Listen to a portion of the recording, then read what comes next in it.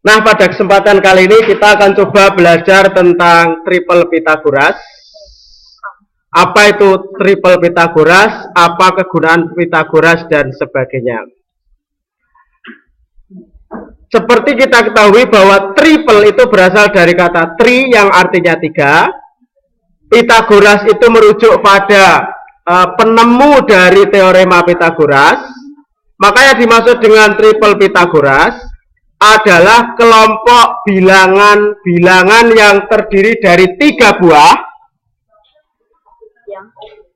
Bilangan itu adalah bilangan positif karena merupakan panjang dari sisi-sisi segitiga yang memenuhi sifatnya itu adalah sebagai berikut. Perhatikan di halaman ini.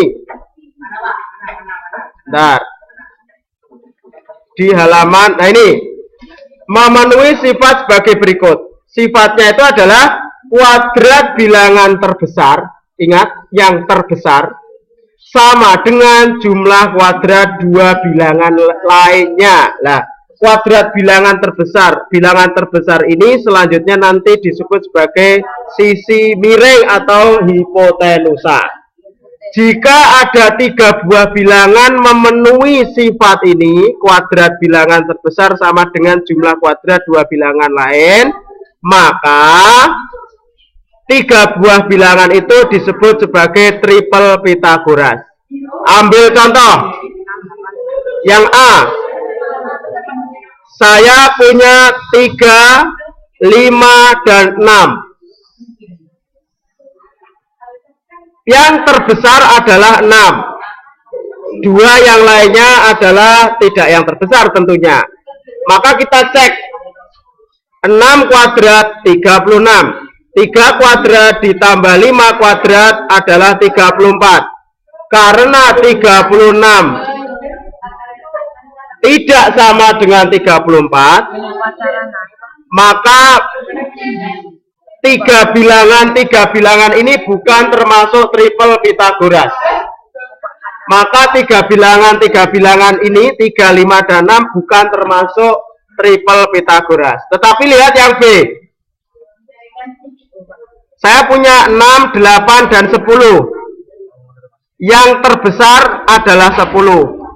10 kuadrat 100. 6 kuadrat ditambah 8 kuadrat itu adalah juga 100. Karena 10 kuadrat sama dengan 6 kuadrat tambah 8 kuadrat, maka 6 kuadrat, 8 kuadrat, 10 kuadrat itu memenuhi kategori dari triple Pythagoras. Dan seterusnya. Yang C bukan triple karena tidak sama. Yang D bukan triple karena tidak sama.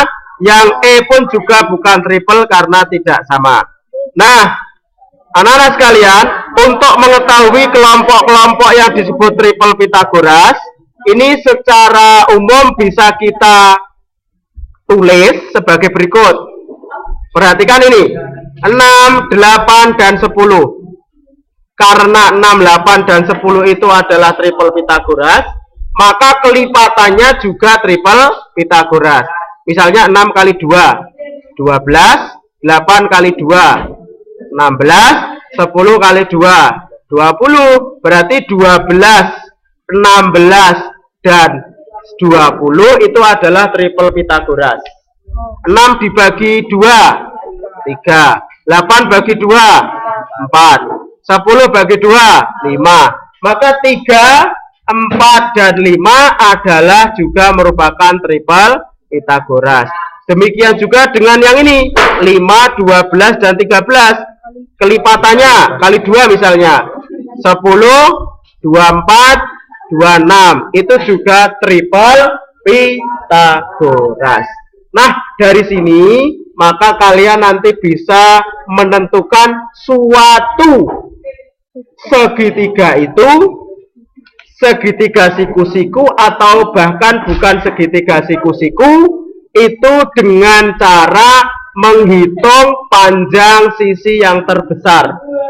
Kalau kuadrat sisi yang terbesar adalah sama dengan jumlah kuadrat kedua sisinya, maka dia adalah Pitagoras. Tetapi kalau bukan bagaimana? Bisa kita cek di sini. Ini sekaligus pelajaran tentang menentukan jenis-jenis segitiga berdasarkan panjang sisi-sisinya. Di sini perhatikan, ini yang B, jika kuadrat sisi miring, ini maksudnya adalah sisi yang terbesar kurang dari jumlah kuadrat sisi yang lain, maka segitiga tersebut adalah segitiga lancip. Jika kuadrat sisi miring, dalam hal ini maksudnya adalah sisi yang terbesar, lebih dari jumlah kuadrat sisi yang lain, maka segitiga itu adalah segitiga tumpul. Coba kita cek untuk yang contoh ini, 3, 4, dan 5. Karena 3, 4, dan 5 itu adalah memenuhi triple Pitagoras, maka dia siku-siku. Sekarang 4, 5, dan 6 kita cek. 3, 6, 16 tambah 25, 41, 36 lebih dari 41, berarti segitiga termasuk segitiga 36 kurang dari 41, maka termasuk segitiga lancip. 1, 2, dan 3 itu termasuk segitiga tumpul.